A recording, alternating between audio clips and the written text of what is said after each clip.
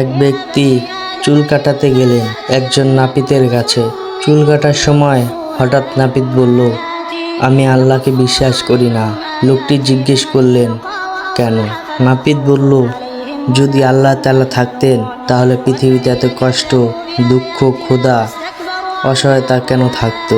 এত রোগ, এত কান্না, এত অন্যায়, এসব কি তার উপস্থিতির প্রমাণ দেয়? লোকটি আর কিছু বললেন না। চুল কাটা শেষে তিনি দোকান থেকে বের হয়ে কিছু দূর এগিয়ে গেলেন। সেখানে তিনি এমন একজন মানুষকে দেখলেন যার চুল দাড়ি অনন্ত এলোমেলো, দেখে মনে হয় বহুদিন নাপিতের কাছে যায়নি। তিনি আবার নাপিতের দোকানে ফিরে এসে বললেন, এই পৃথিবীতে কি কোনো নাপিত নেই? নাপিত অবাক হয়ে বললেন, কি বলছেন? আমি তো একজন নাপিত। লোকটি বললেন, না, নাপিত থাকলে এই লোকটার চুল দাড়ি এত আগাছালো কেন?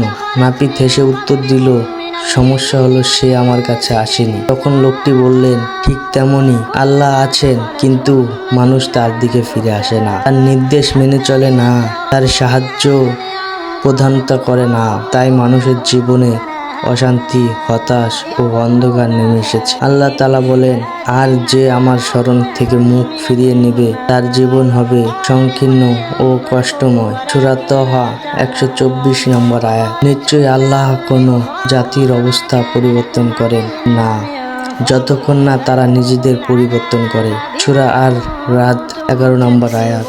আজ মানুষ অনেক কিছু অর্জন করেছে, টাকা, প্রযুক্তি, বিলাসিতা, কিন্তু হারিয়ে ফেলেছে অন্তরের প্রশান্তি।